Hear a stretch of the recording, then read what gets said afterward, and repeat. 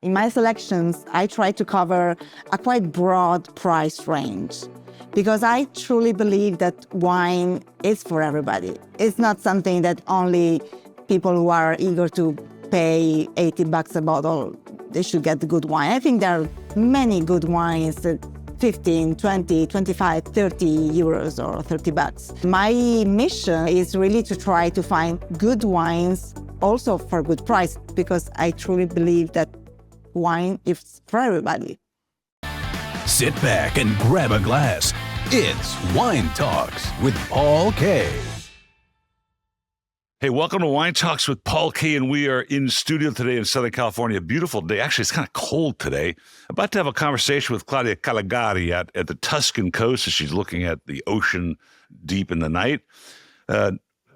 Have a listen to a show I just released on Zach Arman. He had brought to America the Armenian wine trade. He's opened up in 28 states. It's a crazy good conversation about how to get started in distribution in America, though a very difficult industry. But now while we're here to have a conversation with Claudia Callegari. Welcome to the show. Thank you, Paul. Great pronunciation, by the way. Thank you. Well, I do speak French, but my Italian is probably completely worthless, and I appreciate the compliment. You are with you call yourself the Tuscana, and this is what brought me to you on LinkedIn was the Tuscana Wine Club, but as well you have a personal brand called Caligati Wine Room. Is that what it's called? That is correct, yes. And this is where you talk about all things wine, but the Tuscan Wine Club is what intrigued me because. And I think I sent you a message early on about and you said, well, I don't really, how old is the club? Well, it's about 2 years now. Yeah, 2 years. Well, okay. That's so not very long. Yeah, it takes a little while. Yes. Because I came from this industry of direct-to-consumer marketing, and really what it is, it's kind of an interesting irony that we're faced with as a wine club subscription model because really, probably you set out, you can answer the question. Did you set out to expose the drinking public, whether it's American or Italian, to the boutique side of Tuscan wines? What's the objective? That's correct, really. The reason why I actually started this club and this whole idea of the Tuscana Wine Club is because I have a long experience in the wine industry. I've been working in wineries for over 16 years. And therefore, I had many people, many contacts, many customers, friends at the end of the day who always reached out to me asking about suggestions for, niche wineries, boutique labels. And I would suggest so many nice wines. And they always told me, oh, nice, but we cannot find it in the States. So it was a little bit frustrating to see that only predominantly the big brands reach international shelves. And so I thought, in my experience, I've met so many wineries, so many nice, authentic producers, I thought, why do I not come up with a model that connects small wineries with wine lovers just by shipping direct to consumer from Italy to wherever in the world, nearly worldwide, really. This seems like, well, and correct me if I'm wrong, that the idea was good, but the execution was probably not so simple. Mm-hmm. Meaning, we already know the headwinds. Go ahead. It's actually growing. I'm pretty happy about it. Let me say that I come from the marketing world. So I've been in marketing all of my life. In wines. And for me, it was very easy, or it was natural to come up with strategies and promotion. But one thing is to create a strategy and to plan, an idea or a creative an event. The other thing is to convert that into actual sales.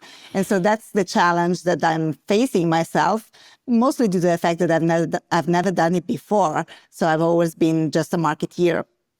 However, it's working. It's picking up. But it's not easy, as you correctly say, because there are so much digital competitions.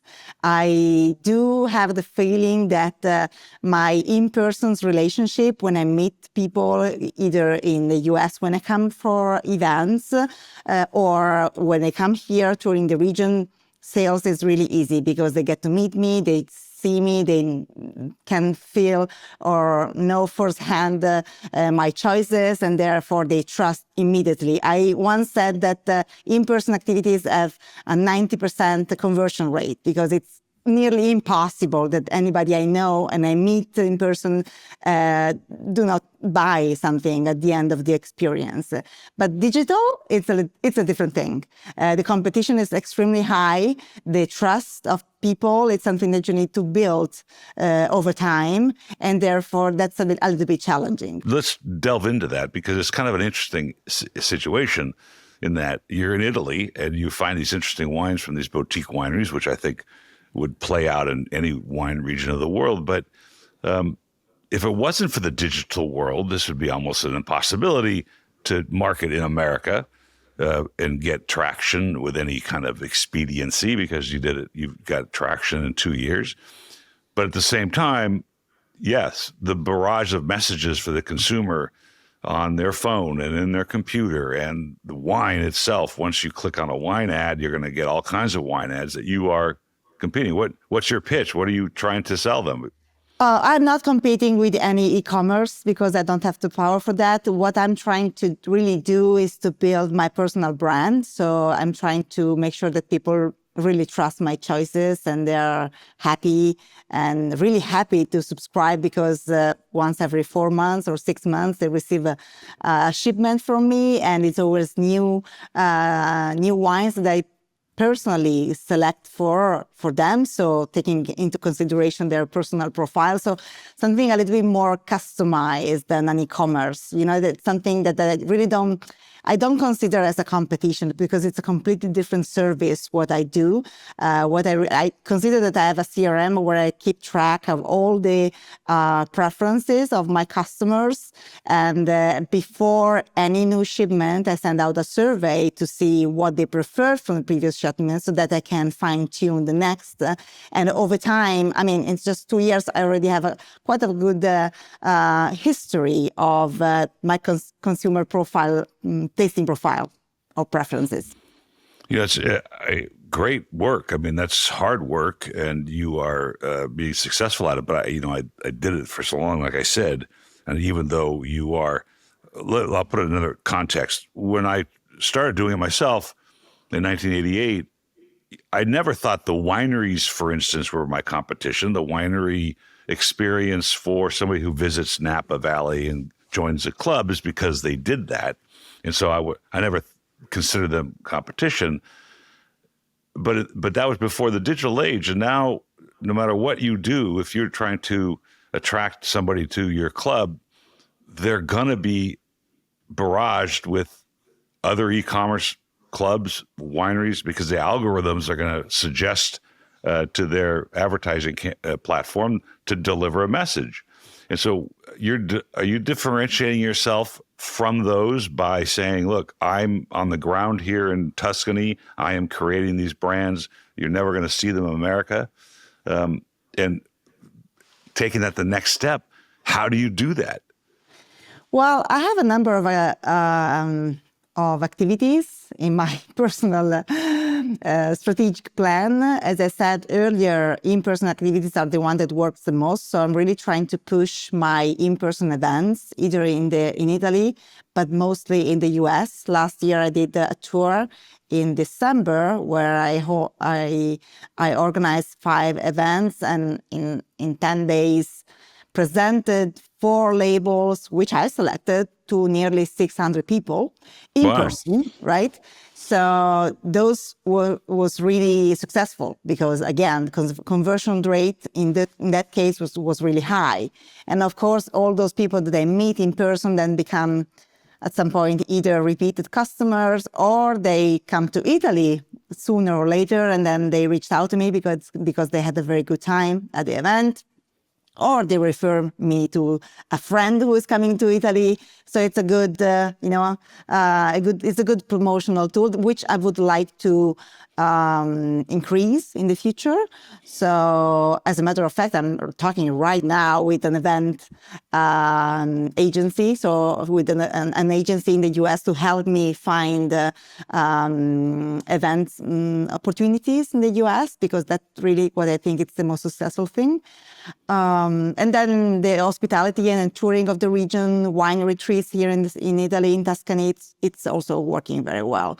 Because even if people just hear about it and see the videos and the posts about it, they might become customers because they see what somebody else did, and so they, it's engaging. Even if I organized last year a wine retreat, a Tuscana wine retreat, which was an immersive experience of 5 days, 4 nights, all around wine education. We had like 12 people, not a lot, but the echo around it was really high. So people saw the videos, were getting excited, asked me, signed up for the next dates. And so I'm trying to organize. I mean, as I said, I come from marketing. So I'm not a typical salesperson just trying to, put a price and try to sell it. I'm not like that. I'm trying to create, creative activities that help me promoting myself and my wines. It's funny you said that, because generationally, I have been watching on Facebook and Instagram and LinkedIn and all the different platforms, a younger generation who probably has no sales skills, in the sense of I spent my life selling stuff, and it is a unique outlook on life. And the number one premise of any sales organization, there's a guy in America who has more the number of times I've heard his radio ad is nauseating, but he's talking about the most basic principles of salesmanship, which is understanding the customer's needs, where they're coming from, and satisfying those needs from what you have in your quiver or what you have in your arsenal of things to give. And if they don't align, then possibly the need of the consumer needs to be shifted in order to align with you. And that's all it is. It's not a complicated thing. Yeah. And I'm reading that they think this is such an enormous idea that we have to meet the consumer where they live and blah, blah, blah. That's been done for the history of salesmanship, and they act like it's a new idea. But your thing, this is fascinating to me, because you're coming to America. This is a lot of work and logistics and planning, and then you end up with a 90% conversion rate, meaning of the 600 people, probably 540 of them signed up for your club. Or place an order, or place a single order. Or place an order. Yeah. When my dad started this in the 70s, in 1984, he learned about something similar to that, of course, in a different era, and that was showing up at a trade fair. And in America, we have these state fairs and county fairs, and you go to them, and there's always wine. And so he set up a booth, and he went from 400 members in 1984 to 800 members in 20 days. Wow. And this became our regular, I have a point to this, by the way, our regular form of marketing from 1985 to 2007. Interesting. Where we would just go to every weekend to some kind of show. In other words, what you're doing, an experience for somebody to have a conversation, to shake their hand, to meet these people. Yeah. Because what does that do? That actually makes the customer loyal to you, because they remember this handshake and this experience. And that changed when Groupon started and the internet started, and that became more difficult. And what I'm intrigued by is it sounds like, based on what you're doing and what I've read, it's coming back to that. It's coming back to this experience. Yeah, I think there is just too much available, and everything look very good online. Everything look gorgeous because, with the AI, with the graphic design, everything looks nice, but people, or fewer and fewer people, trust what they see, really. So when they have the chance to meet someone in person and shake their hands, they really trust it. I mean, you have a loyal customer forever if you're good at following up and getting back and so and so. But I truly believe about on that personal touch, and that's where I base my business really. So that's why I would like to increase my events next year or in the next years. That's also why I'm doing my diploma with the WSET school. I just want to build a little bit, more my authority, even if I've been working in the business now for 18 years. But, a name on a business card always helps. So I'm doing the diploma at WSET. Sure, that's great. Yeah. And you're becoming, and there's another brand. It's called Parath that was around when I was starting this industry, and this guy was doing home wine tastings, and they became very successful. It became a very large organization, a different era of life, so you can't really compare them. But it sounds like you're becoming the direct-to-consumer arm of smaller wineries. Yes, because you mentioned earlier that you realized that wineries were your competitors, but I don't feel that way, because the wineries I normally work with do not have their own wine club. They don't have the organization to promote themselves to direct to consumer, not much at least. And therefore, they see me really as a partner. When I bring a label to an event, to a tasting, they are very supportive there, because I act as an ambassador. I just don't list a wine on a website. I talk about it. I show the pictures. I try to share the passion behind it. I really make a lot of storytelling, which is what I have. I'm lucky enough to see every time I visit those people. So it's really true, it's really something that I live firsthand, and therefore they are very supportive with my venture. I don't work with many wineries right now. I can count 20, 25 in Tuscany that I work with on a regular basis, but we have already built a quite strong relationship. It's actually the opposite. I didn't think wineries were my competitors because of basically what you're doing now, which is creating an experience. Wineries were not competitors because I didn't have the value of a person coming into my store. Well, we did have a store, but coming into my tasting room, for instance, and tasting a wine and then remembering that the rest of their life. In fact, I have an anecdotal story of a friend of mine, this is years ago, who went to Italy, who was in Tuscany, who shared a glass of Chianti Classico with somebody, and fell in love with it as they're sitting. Maybe they're in Rome, maybe they're in Florence. I don't know where they're exactly. And they asked me to get them the wine. And I did. And oddly, this particular brand they tasted was available in America. Okay. So, no, you know what? This is actually funnier. They had it there. They took a picture, asked me if I could get it. And then I got it for them. They said it doesn't taste the same.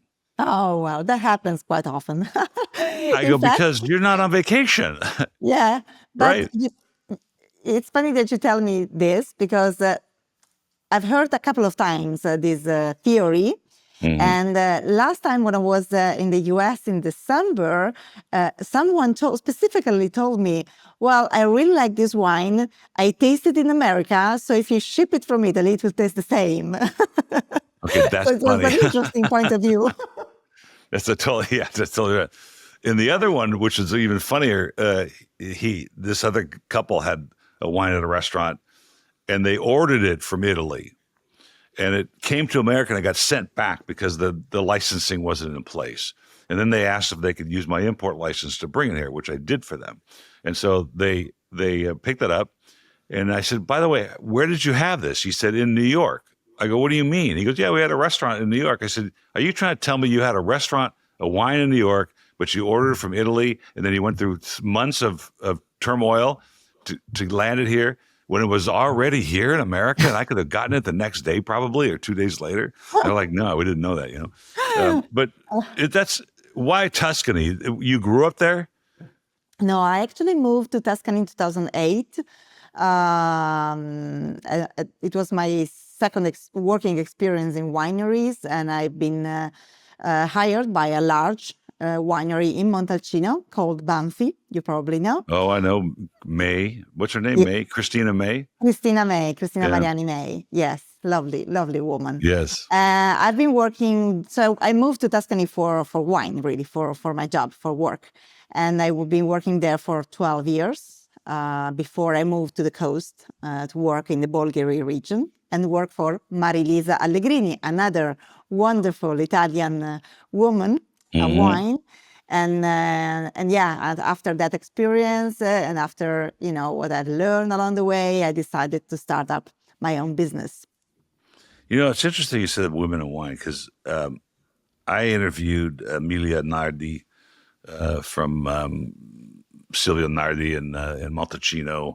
I had Christina May on the show when she was here in LA. And, the woman in wine conversation it's important this month. It's an awareness issue this month, but for a long time it was highlighted. And that not only because there was a small amount of women making wine, but there were even less percentage-wise in executive roles, entrepreneurial roles, and CEO type roles. And that's changed some. I sent off a young intern here at the Wine of the Month Club to Cornell. She got accepted to Cornell Enology School, and she's and her job was to write all the talking points for the podcast I did with women at the time, a couple of years ago. And is there an awareness in Italy for women in wine, and has it been a tougher road for women in wine in Italy? Well, in a production side, it is traditionally male, I have to say. There is now a shift. There are new winemakers, female winemakers. It's changing, but I would say that it's still a pretty much male area. If we talk about marketing, promotion, sales even, I think the women's share has been growing dramatically over the last 20 years. And now probably it's not even, but there is a very large part of it. And I've been asked many times this question about my point of view on women in wine. And personally, I always found it as a plus for myself, working as a marketeer, so marketing, promotion, events. I've always, I never had a problem. I've always find that being a woman was just a plus in this part. And it's nice to see that there are so many new female ventures. Actually, a couple of months ago, I helped out an American importer build up her wine portfolio from Tuscany, and she specifically asked for wineries run by women, which was a very interesting project to work on. So there are many around, and there is. I think that the future is bright. There's not much distinction really anymore. I think that the lines have been blurred. Actually, the best comment was from a woman winemaker in Napa who I spoke with, and she said, "I don't even know why we have to even bring it up. Like, why is it a part of the discussion?" Yeah. But at the same time, it is Women in Wine Month or something right now here in America, and and there are a lot of association groups, events. I don't belong to any of them really because it's just normal to be a woman in the business, and. So, I don't dislike creating networks, of course, but it's not my goal. It's. I had a wonderful young girl on the show. She was a young Black girl, and she was in Oakland, and she was making wine from flowers. Oh. It was a fascinating conversation. And I said, have you run into any, sexism? She says, not only sexism, racism and grape supremacy. Okay. And I'm like, wow, I've never heard that before. And what she meant was when she would go into a wine shop with her wine based on flowers, and then the proprietor would say, well, we only buy wine that's made from grapes. And she would, I go, that's pretty funny. So when you bring your wines to America, now I'm going to come clean on something. We were in Tuscany. We were actually near Cortona. And I had a great time in Cortona. I went with the wine shop owner, and we had a lot of fun. But we went on this little wine tour, and I was compelled to buy wine, and my wife was like, "Why are you buying wine? You have a warehouse full of wine." I said, "Well, we're out, and it had a little bit of character. It's satisfactory, but by the time I brought it here, it cost me a lot of money for what would have been just regular old generic California-based wine. It was undrinkable. I mean, I couldn't drink it. I threw it all away. I wouldn't even give it Really? away. It was just not good. Which just Oh, wasn't made well. It wasn't like it was a bad bottle. It was all just not drinkable. And so the point I'm making is, this is a complicated logistical issue. Here you are in Italy, you got small makers, you got to get the stuff on the boat, and you got to get it to land in America. You must use a clearinghouse or a distributor in America to get it in the thing, and then you have to ship it to somebody. Or are you packaging it there and shipping it direct? yes, I'm shipping Really? direct. Yes. So direct to consumer in Italy has become such a big thing, directly from wineries to the final consumer, that now there are logistic companies in Italy that take care of the whole journey of the wine. So they pack it here in a very safe container with plastic insert inside, Mm-hmm. so that you make sure that the bottle will not break, first of all, and also the temperature will be better over time. And what these logistic do is to cover all the three tiers of the system. So they have a federal license, they have a distributor license, and a connection with the local retailers just to dispatch the wines. So everything is completely legal, but it's shipped direct from Italy, and it's shipped on a plane. So it's I'll not on tell a you, I boat. did this for, like I said, a long time, and I was not legal. I mean, I was mostly legal. I mean, I don't know if that's even a legitimate term, mostly legal. Okay. But my licensing allowed me to do all that. I was able to ship into those states I did legitimately. I paid the taxes on the wines, et cetera. But I Uh-huh. sort of fudged the rules on what I could ship and what I couldn't ship. Okay. So it sounds like it's easier to ship from Italy than it is. Well, I don't go into the retail system, so Yeah. my shipment is a direct to consumer, so it will not touch the retail system. And yeah, they have developed or they have made agreements with the local retailers to make sure that all the paperwork is done accordingly. How do you find your customers?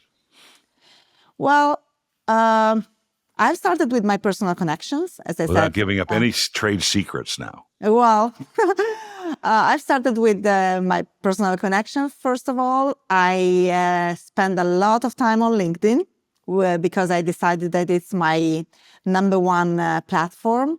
I'm a sole entrepreneur, so I don't have the time to work on every social media ever right now. Maybe in the future I will, if I will have some help. But right now I'm quite active on LinkedIn, and I do a lot of networking, as I said. So I'm trying to really find any opportunities I can get to be in front of the people, either with tours or these speaking gigs, you call it, which has proven very successful. Last year I did, as I said, 5 events. That was my second time, actually. The first time, it was a good try, but not perfect. So last year I did some speaking, coaching or speaking session, and it was really successful. Really, really standing ovation at the end of the show. So it was Wow. And it what was the was a subject of lot of that satisfaction. What was the subject of that presentation? Well, what I do in these events, for example, just to create the context, there was this location who was trying to raise funds for a specific cause, and I offered the format of a wine tasting. So what I did was to ship the wines before the events. Then I came with my 4 wines, which I specifically selected for that event, and I organized an educational tasting slash storytelling, because my style is not too technical. What I try to do when I do wine tasting events is really to engage with the people and try to, yes, give some educational tips, but a lot of stories, some humor around it, good wines, of course. And so it ended up being a very enjoyable night for everybody. Those very wine geek was coming to me with specific questions afterwards, but all the other ones were just enjoying the stories behind. And I chosen 4 wines from Tuscany, but from 4 different regions of Tuscany or areas. And therefore, that night was kind of a virtual journey through Tuscany. It was showing pictures of the places, giving a sense, of the area, of the culture of the region. And people were really, really engaged. And at the end of the show, when they tasted the wine that I've been talking about and paired with some food, if they were interested, they could place some orders, ship direct. That's and where was this? What city? Well, that's another good point, because I decided to focus on places which are a little bit off the beaten path. So I'm not going to New York or to California, where all the wines of the world are there, but I go to, I went to Iowa, for example. I went to Illinois in Chicago, and I went to Nebraska. And my most successful events were in Nebraska, really. I had the Omaha or Lincoln? Yeah. I did an event in Lincoln, and I did the 2 events in Omaha. And the event in Omaha could host 130 people seated. And it was fully booked in about a week. So we did a double date, like a Friday and a Saturday. And also the Saturday was fully booked. So I had in that location 260 people listening to my stories, and it was very nice. And those were the most successful events. That is amazing. I think I knew about this because my brother lives in Lincoln. Oh, wow. And my brother was also the president of a touring company for a long time. He retired now. But I think they sent me somehow, or my nephew, who's got an interest in wine, and it struck a memory that there was somebody coming to town and they were going to talk about Italian wines. I may have known about your event, unknowingly know about it. Oh. That's fascinating. I think that's a brilliant thing to do.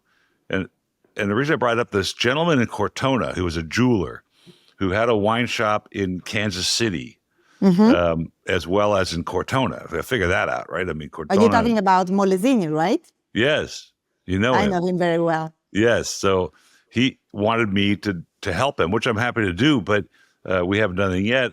And that was the exact comment, was we got to find places. And my wife was like, why are you going to go to Napa? I mean, Napa, they're not going to come to your show. But if you go to Temecula here in Southern California, which is a wine area, but not, snooty wine area, or some other small village or small city in America, that they don't see these things. Mm-hmm. Yeah. It's a brilliant idea. And I think really good for the industry. Yes. Because they are very people excited to come. I mean, it's not just another event. For example, the Chicago event I did was probably the least successful, because Chicago, busy town, it was the coldest time of the year, many events in place. So I had like 60 or 70 people, not many. So all the other ones were really successful. No, that's great. And so have you planned then this next tour and where you think you're going to go?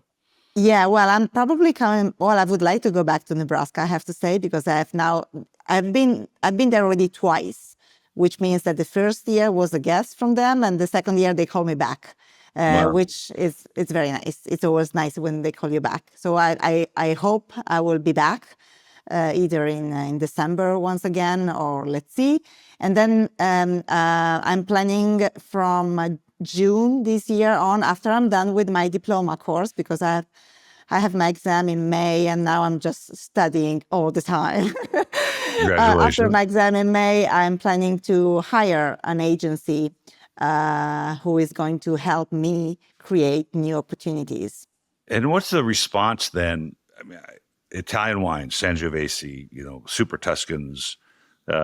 Is it new to them? Do they go, wow, I've never even heard of this? Or are they like, these are the best I've ever had? Or what's their general level of knowledge and education when it comes to the wines you bring? Well, so far the general knowledge was medium to low. So again, before the event, I send out a survey just to make a few questions and get the feeling, if those people have been to wine tasting before, if they can name a name of a variety from Tuscany, simple questions. And therefore, my events were really a mix of educational, but really how to taste a wine. So not specifically Tuscan, so very general wine tasting education, bits here and there, and then a deep dive into the Tuscan varieties. The funniest thing, once I did an event and we had the free Sangiovese and one Vernaccia, was a gentleman came to me and said, "Don't you have a Cabernet Sauvignon?" So I was trying to explain. I brought on purpose 3 different Sangiovese from 3 different areas, really to talk about the differences within one region and how they can express differently. And at the end, well, it was a little bit surprised that there were no other international variety. But overall, everybody is quite pleased by the quality of the wines. Let me say that the wines. I'm independent, so I don't have any particular relationship or commitment to any winery, and therefore the wine that I bring are really wines that I truly trust, that I think that they can meet the appreciation of my customers. So I never bring extreme wines or too much oxidized. I try to really pick a style that I think can be appreciated by most of the people. Obviously, I pick wines that I like myself, which is my number one criteria when I list a wine in my wine club.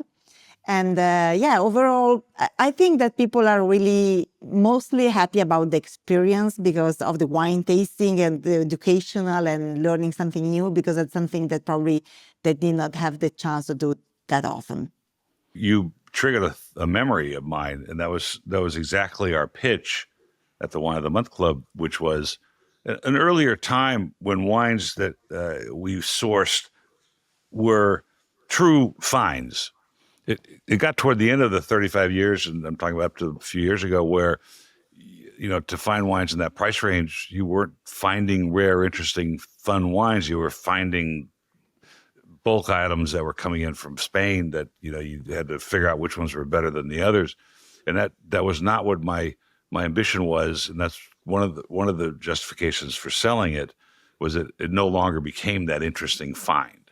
It no longer became that interesting overstock. We did wines, I remember one wine from Sebastiani, which is a very famous family-owned winery at the time, and they found 10 pallets of this wine in their warehouse that they had just not forgotten about, but it just wasn't doing anything. It was great, but the reason they had it was they had the 3-year-old daughter scribble on a piece of paper, and that was the label. And they decided not to take the label to the street because it just was not, it wasn't Sebastiani. And that's what we lived on, these interesting wines that had a fun story and that changed. But it's kind of ironic to me. We would say the same thing you're just saying.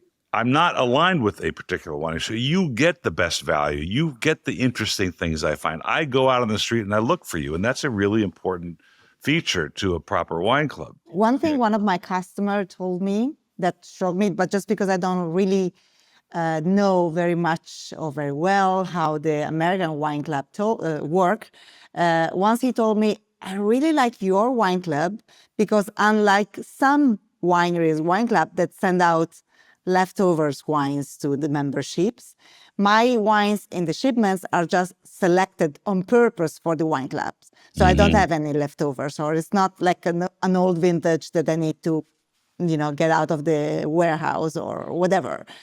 So this gentleman, actually, I'm sorry about those wineries, but he canceled the 2 subscription and entered into mine because he really liked the fact that he was always getting new wines with a thoughtful selection behind.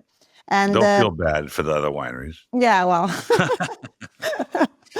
And there's something that you said that make me think about the fact that in my selections, I try to cover a quite broad price range, because I truly believe that wine is for everybody. I mean, Mm-hmm. it's not something that only people who are eager to pay $80 a bottle, they should get the good wine. I think there are many good wines at 15, 20, 25, 30 euros or $30. And my mission is really to try to find good wines also for good price. Obviously, in my wine club, you will find also single vineyard Brunellos over $100, but you will also find very good wines for a good price, because I truly believe that wine is for everybody. You know, it's an interesting thought, because I had this conversation this morning. Then we were talking about entry-level Bourgogne. Like when you go to the supermarket in America, you see Louis Jadot and a couple other major brands and their entry-level versions of Burgundy. Mm-hmm. And they're not good. You know, I'm not disparaging the brand, but some of the large houses that bring in Vin Rouge, you know, they're okay.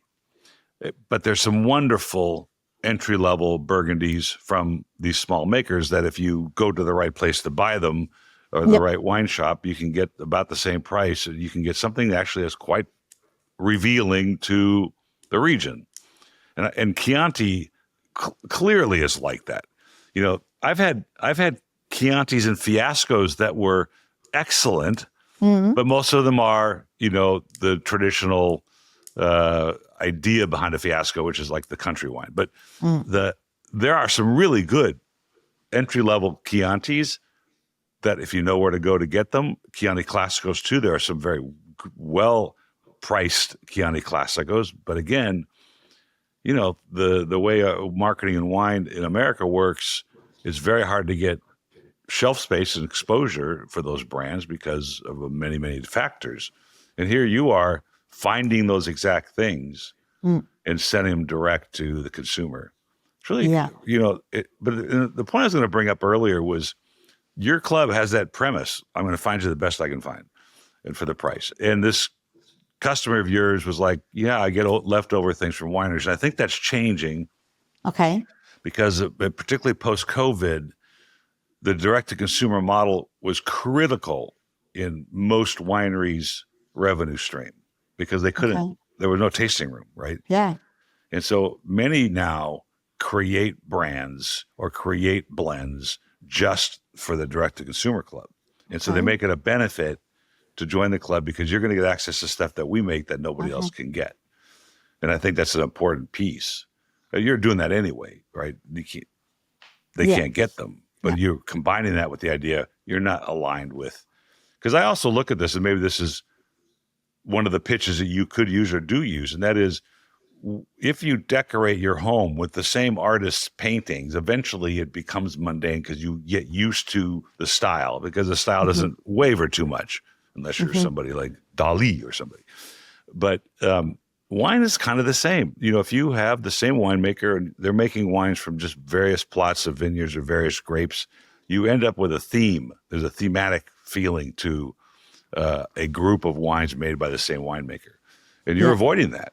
Yeah, I'm trying to do that. And I see that I thought I knew many wineries, but since I started this business, obviously I get exposure also to wineries. So people reach out to me to look for opportunities to partner with me. And there are so many nice realities out there that struggle really to get exposure, because the competition is so high. And now, I don't know if you feel that, but in Italy, in Europe, over the last 15 years, there has been this shift from land owners who previously sold grapes or bulk wine to bigger wineries.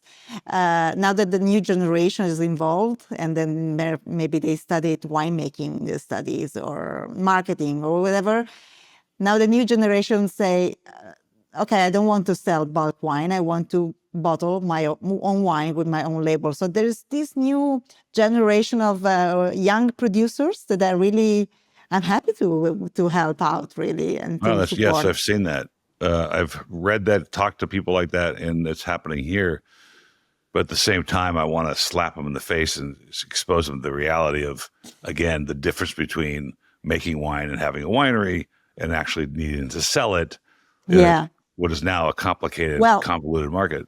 Well, both you and I live in a very lucky place because California and Tuscany, I think, are not so difficult, right, to sell. Imagine if you if you are a small producer from I don't know, Le Marche or Umbria or another region not so well known internationally. In that case, it's really challenging.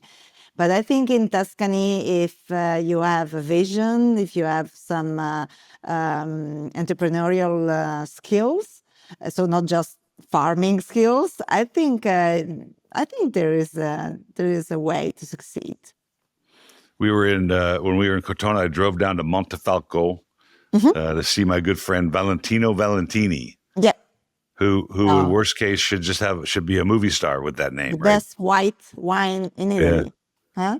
And we had a wonderful time with him. He couldn't believe it. We drove all the way from Cortona down there to see him. But he's been in my shop here a few times. But he, his brand is in America, and Sagrantino is a unknown grape here. And we were talking a little bit about expression words and the wine business and what people do sometimes. And so I had a customer ask once. I was on a TV show. And the host of the show said, "Have you ever had Sargento?" And I'm thinking to myself, Sargento? And then I realized they were talking about Sagrantino. And what do? Correct the guy on his own show? Can't do that, right? No. We're already at 45 minutes here, which is amazing. It's such a wonderful conversation. Yeah. So what's next? So when's your first trip back here? And and after your diploma passing? Well, my next is the diploma, really. Now I want to focus 100% on that. And then I have the high season, touristic season, starting in May, actually. I have a few groups coming from the US to Tuscany to spend a week with me or experiences. So I'm going to be busy till late September. And then, I'm planning to organize trips. Now, what I'm trying to do is to combine larger events like the ones I told you before with smaller events, because now all my membership subscribers become friends in a way because we have such a close relationship. It's not like an e-commerce, I sometimes I even meet them, and so they always invite me. So I'm planning to sometimes do like smaller wine tasting either at their places or with their friends and try to maximize my trip when I'm in the States. Also meeting my current customers and organizing something with them and with their network. That's an interesting thought. We'll wrap up with this, and that is, people always ask, what do you do about scores, suckling, and wine enthusiasts and all that? And they seem to be losing a little traction. They're not not that they're not reliable, but the concept is, if I taste a 90-point wine from the Canary Islands and I taste a 90-point wine from Napa Valley, they're different wines completely. And so you land on this idea that, you find one of these services like suckling or whatever that most aligns with your palate, so you can trust their 90 is going to be in a 90 on a Cabernet, for instance, is going to be in your wheelhouse. And that's really what you're doing, because you have to trust the wine shop owner. Our shop, I had a little shop here, and I had a very good buyer who, when a person walked in, understood based on what they drank in the past, where to take them in the store and what wines to show them.